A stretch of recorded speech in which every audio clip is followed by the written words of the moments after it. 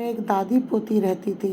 दादी जो है अधिक मास स्नान कर रही थी। वह गांव के बाहर जाकर नदी में स्नान करके आती। स्नान करके आने के बाद पुरुषोत्तम मास भगवान की कथा की। एक दिन पोती ने जो है अपनी दादी से कहा कि दादी आप यह क्या कर रही हो। तो दादी ने उससे कहा कि बेटा मैं पुरुषोत्तम भगवान का मैंने नियम ले रखा है तो उनकी कथा सुन रही हूँ। मैं स्नान कर रही हूँ ना पुरुषोत्तम मास का।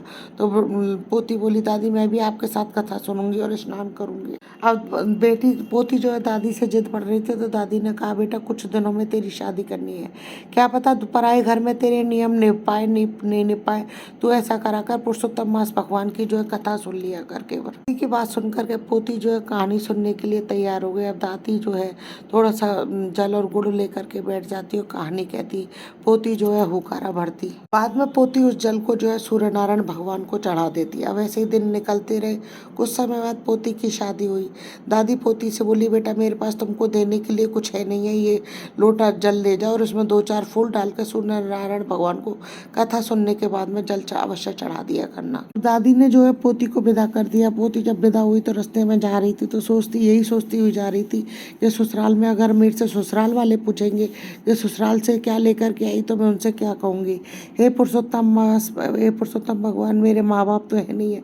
बूढ़ी दादी बेचारी गरीब है उसके पास भी देने को कुछ नहीं है। अब पोती जो है बनी मन पुरुषोत्तम भगवान को याद करने लगी। अब ऐसी इस तरीके से टाइम निकल गया और सुबह सूर्योदय हो गया। पोती ने उठ करके जो है एक लोटा जल लिया उसमें 4 फूल डाल करके अपनी कहानी कही और सूर्य नारायण भगवान को जल दिया। पुरुषोत्तम भगवान की कृपा से उसके गहने वो हीरे मोती के जवाहरात के गहने हो गए और उसके कपड़े भारी भरकम हो गए। वह रुंझुन करती हुई ससुर जी के पैर छूने के लिए गई। ससुर जी ने जब बहू को देखा तो ससुर जी बहुत खुश हो गए कि बहू तो पूरी गहनों से लदी हुई आई है। इधर गाड़ी भी जो है हीरे जवाहरात और सभी वस्त्र आभूषणों से भर गई। ससुर जी सोचने लगे कि दिखने में तो गरीब लग रही थी पर यह तो बहुत ही अमीर घर से आई है। ससुराल पहुंची। ससुराल वाले बहुत खुश हुए। ससुराल वाले भी बहुत गरीब थे। सास ने जो है मूंग की दाल और चावल बनाए थे वह भी पड़ोस में से मांग करके लाई।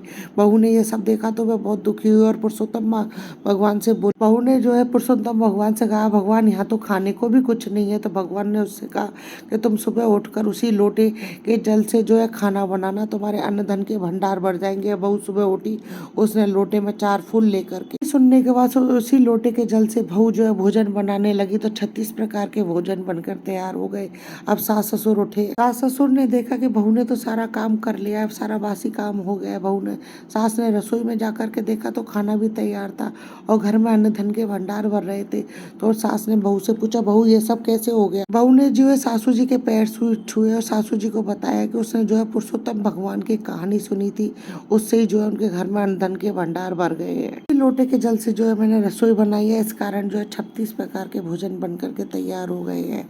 तो सास ने बहू से कहा बहू तुम जीम लो।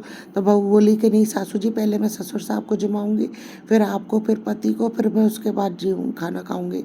तो सास बोली बहू तो बहुत अच्छी आई है। सास बोली अब रोजाना हम सब जो है पुरुषोत्तम भगवान की कहानी सुना करेंगे।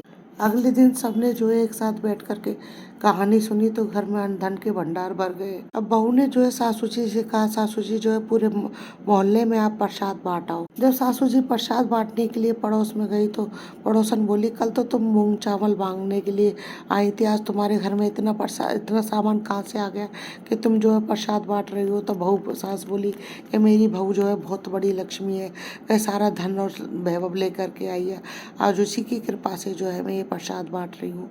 वह रोजाना पुरुषोत्तम भगवान का स्नान करती है उसकी कथा सुनती है। पुरुषोत्तम भगवान ने जो है हमारे घर में अन्न धन के भंडार भर दिए। पुरुषोत्तम भगवान जैसे साहूकार के घर में अन्न धन के भंडार भरे वैसे हमारे घर में भी अन्न धन के भंडार भरना। कथा अधूरी हो तो पूरी करना पूरी हो तो मान करना। कहने वाले सुनने वाले और अपने सभी परिवार की रक्षा करना। दोस्तों यदि आपको मेरी ये कथा कहानी पसंद आए तो प्लीज़ मेरे वीडियो को ज़्यादा से ज़्यादा लाइक और शेयर कीजिए। यदि आपने अभी तक मेरे चैनल को सब्सक्राइब नहीं किया है तो उसे सब्सक्राइब करना ना भूलें। पास ही बेल आइकन को दबाएं जिससे मेरे आने वाले हर नए वीडियो का नोटिफिकेशन आपको मिल जाए। हिंदू धर्म रीति रिवाज कथा कहानी जानने के लिए मेरे चैनल पर बने रहने के लिए बहुत बहुत धन्यवाद।